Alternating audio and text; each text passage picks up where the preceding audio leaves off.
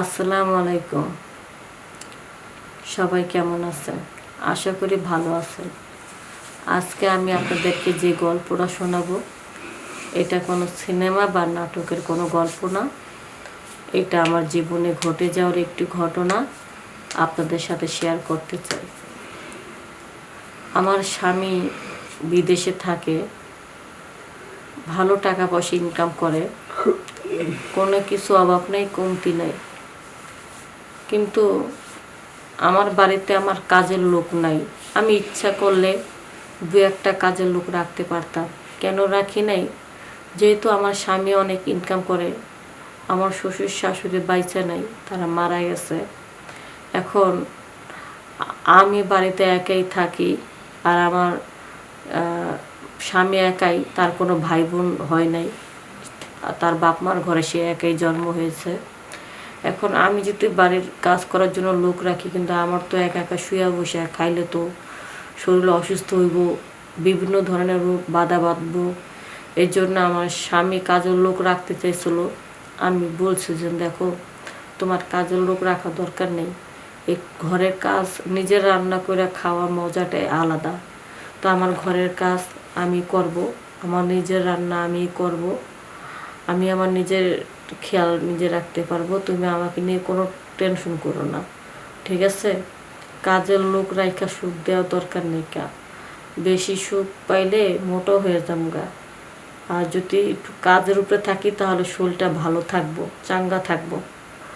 তো এইসব করে কাজের লোক রাখা হয়নি। কিন্তু নিজে রান্না বান্না করি, একটা থাল ধুই, দুইটা ভাত রান্ধি, ঘরে আর কি কাজ? যেহেতু নষ্ট করার লোক নাই, আর বাড়িতে বসে একা একা ভালো লাগতেছে না। তো আমার স্বামীকে বললাম, দেখো টাকা পয়সা তো তুমি আমাকে কম দিচ্ছ না, 3টা বছর ধরে আমার মনে হচ্ছে যে আমি বন্দি ঘরে রয়েছি। তুমি যদি একটু হুকুম দিতা, তাহলে আমি বাসায় তো থাকি, আমি একটা ছোট ছোট বাচ্চাদের যে স্কুলে লেখাপড়া করায়, আমি একটা মাস্টারি চাকরি নিতাম। তুমি আমার বউ হয়ে মাস্টারি চাকরি করবো? তো আমি বললাম, 2 ঘন্টা বাচ্চাদের লেখাপড়া করে আসবো, আমার সময়টা কাটবে। এই জন্য টাকাটার জন্য না, আমি আমার মন মতন করে ছোট ছোট বাচ্চাদেরকে শিক্ষা দিতে পারবো। এতে আমার সময়টা কাটবে আর ভালো লাগবে। ঘরের মধ্যে থাকলে মনে হয় যে আমি বন্দি জেলখানা রয়েছি। যত আমি খাওয়া থাকা ভালো পাই না কেন, তারপরে নিজেকে বন্দি হিসেবে মনে হয়। কারণ কারোর সাথে মিশতে পারতেছি না, তুমিও নাই, পাশে কেউ নাই। পরে আমার স্বামী আমাকে খুব বিশ্বাস করে, ভরসা রাখে। সে বিশ্বাস করে যে ঠিক আছে, সমস্যা নেই, তুমি মাস্টারির একটা চাকরি নাও, সমস্যা নেই। তো আমি কি করলাম, মাস্টারের একটা চাকরি নিলাম। তো আমার যে ক্লাসে একটা ছাত্র আছে, ওর নাম হচ্ছে রানা। ওর মাথার মধ্যে একদম গোবর ভরা, এক কথায় বলতে গেলে মাথার মধ্যে গোবর। সে একই ক্লাসে সে 5 বছর ধরে আছে। আমি বাচ্চাদেরকে লেখাপড়ার দায়িত্ব নিয়েছি প্রায় 4 বা 5, 4 আর 5 এই ক্লাসগুলো আমি নিই। কিন্তু একটা ছেলে রানা, ওর বয়স প্রায় না হইলো 18-19 বছর হবে, সে 5 বছর ধরে 5-এ পড়ে রয়েছে।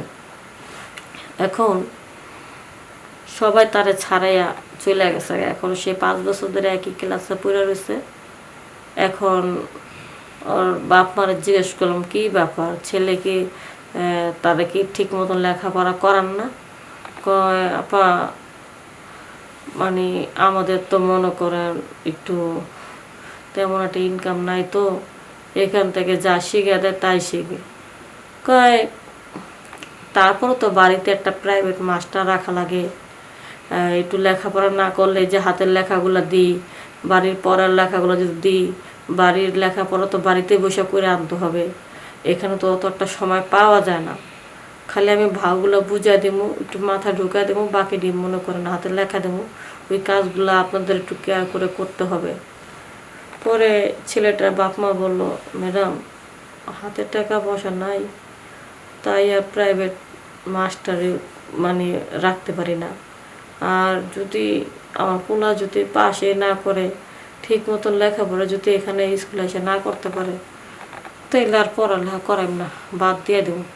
তখন আমি চিন্তা করলাম, একটা ছেলে অভাবের কারণে প্রাইভেট পড়তে পারতেছে না, আর এক স্কুলে যেহেতু 5 বছর ধরে পড়ে রয়েছে একই ক্লাসে, তাহলে ছেলেটার জীবনটা নষ্ট না করে আর তাহলে আমি ছেলেটার একটু প্রাইভেট পড়ে আলাদাভাবে।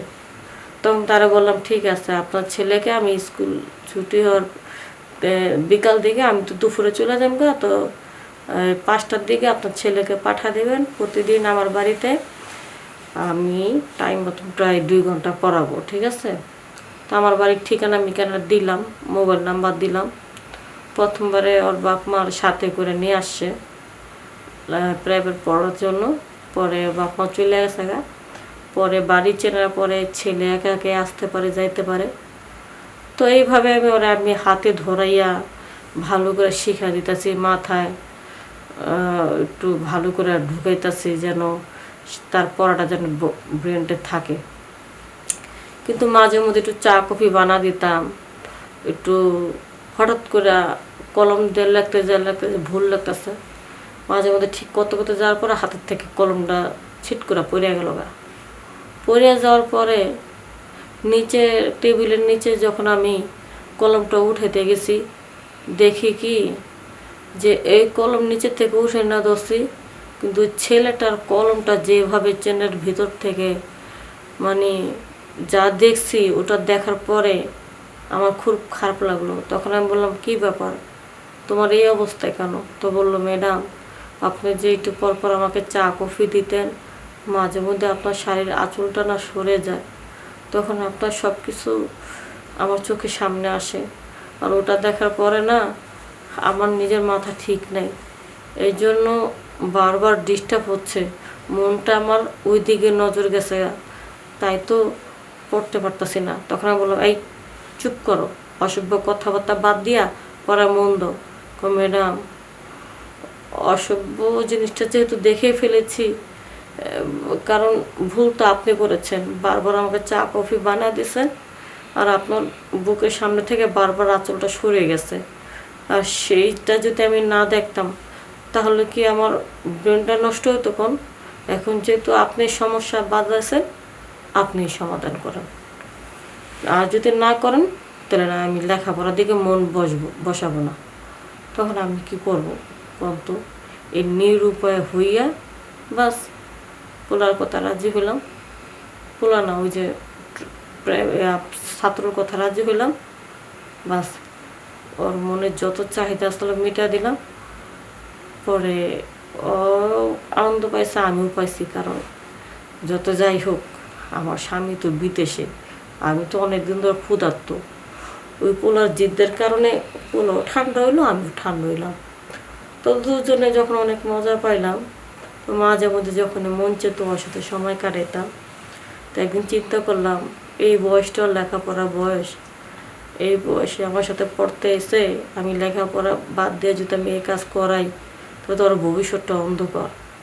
যারা যারা স্কুলে স্যার ম্যাডামরা আছেন, যারা কলেজের ছাত্রছাত্রীদের বা স্টুডেন্টদেরকে নিয়ে বিভিন্ন ধরনের খারাপ চিন্তা ভাবনা করেন, এই ধরনের খারাপ চিন্তা ভাবনা করে তাদের জীবনটা নষ্ট করে দিয়েন না। কারণ পিতামাতা বাড়িতে রাইখা আপনার কাছে হাতে তুলে দেয়, তারা যেন মানুষের মতো মানুষ হতে পারে। আপনারা যদি কুদৃষ্টিতে তাকান, তাহলে ছাত্রছাত্রীরা কোথায় যাবে? তো সবাই ভালো থাকবেন, সুস্থ থাকবেন, এই ধরনের খারাপ কাজ থেকে দূরে থাকবেন। আসসালামু আলাইকুম।